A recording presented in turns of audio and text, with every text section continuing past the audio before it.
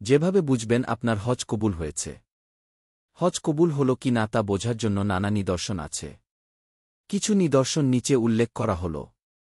হজ কবুল হওয়ার অন্যতম বড় আলামত হল জীবনের মোড় ঘুরে যাওয়া, ঈমান ও আমলে দিতা সৃষ্টি হওয়া। পার্থিবতা ও দুনিয়াসংলগ্ন বিষয়াশয়ের প্রতি অনীহা ও পরকালের প্রতি প্রবল আগ্রহলোভ সৃষ্টি হওয়া।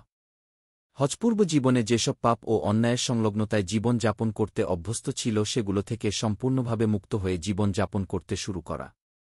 হজ কবুল হওয়ার আরেকটি আলামত হল আমল কবুল না হওয়ার ভয় করা।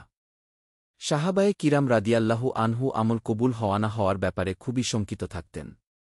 তাদের প্রসঙ্গেই পবিত্র কোরআনে ইরশাদ হয়েছে, আর যারা যা দান করে, যা তাদের দেয়া হয়েছে তা থেকে ভীতু, কম্পিত হৃদয়ে, এই বোধে যে তারা তাদের পালনকর্তার কাছে ফিরে যাবে। সূরা মুমিনুন আয়াত ৬-০। সব পাপাচার থেকে বিরত থাকা হজ কবুল হওয়ার আরেকটি আলামত। কবুল হজের মাধ্যমে হজ পালনকারী নিষ্পাপ হয়ে যায়। রাসূলুল্লাহ সাল্লাল্লাহু আলাইহি ওয়াসাল্লাম বলেন, ইসলাম, হিজরত ও হজ মুমিনের বিগত দিনের সব গুনাহ ধসিয়ে দেয়। মুসলিম হাদিস ১৯২। সুতরাং গুনাহ থেকে মুক্ত হওয়ার পর সে তাতে ফিরে যাবে না। রাসূলুল্লাহ সাল্লাল্লাহু আলাইহি ওয়াসাল্লাম বিদায় হজের ভাষণে বলেছিলেন, শিগগিরই তোমরা তোমাদের প্রভুর সঙ্গে মিলিত হবে। অতঃপর তিনি তোমাদেরকে তোমাদের আমল সম্পর্কে জিজ্ঞেস করবেন। অতএব সাবধান। তোমরা আজকের দিনের পর যেন পুনরায় পথভ্রষ্ট হয় না। বুখারী হাদিস ৪৪০৬। ইবাদত করার তৌফিক লাভ করা হজ কবুল হওয়ার অন্যতম আলামত। আল্লাহর আনুগত্য তথা ইবাদত অধিক হারে করতে পারার তৌফিক লাভ করা হজ কবুলের অন্যতম নিদর্শন। যেমন হাসান বসরি রহমাতুল্লাহ আলাইহি বলেন, আমলের প্রতিদান হল সেই আমলের পরে আরেকটি ভালো আমল করতে পারা। আর পাপের পরিণাম হল সেই পাপের পরে আরেকটি পাপ করে ফেলা। কারণ আল্লাহ যখন কোনো বান্দাকে কবুল করে নেন, তখন তাকে তার আনুগত্য করার তৌফিক দেন এবং তাকে পাপ থেকে দূরে রাখেন। ইবনুল কাইয়িম মিফতাহু দারিস সাআদাহ ১-২৯৯। হজ একটি গুরুত্বপূর্ণ নেক আমল।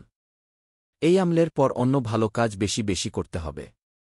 আল্লাহ বলেন, তোমরা জেনে রাখ যে পার্থিব জীবন খেলতামাশা, সাজসজ্জা, পারস্পরিক অহমিকা, ধনসম্পদ ও সন্তানসন্ততির প্রাচুর্য লাভের প্রতিযোগিতা ছাড়া কিছু নয়।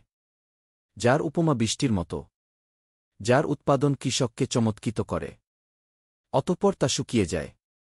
যাকে তুমি হলুদ দেখতে পাও, অতঃপর তা খড়কুটায় পরিণত হয়। আর পরকালে আছে কাফিরদের জন্য কঠিন শাস্তি এবং মুমিনদের জন্য আল্লাহর ক্ষমা ও সন্তুষ্টি। বস্তুত পার্থিব জীবন ধোকার উপকরণ ছাড়া কিছু নয়। সূরা হাদিস আয়াত ২-০। অন্য আয়াতে আল্লাহ বলেন, এরাই দ্রুত কল্যাণ কাজে ধাবিত হয় এবং তারা তার প্রতি অগ্রগামী হয়। সূরা মুমিনুন আয়াত ৬-১। অতএব নেকি অর্জনে তৎপর হওয়া হজ কবুল হওয়ার অন্যতম আলামত। দিন প্রচারের উদ্দেশ্যে ভিডিওটি শেয়ার করুন।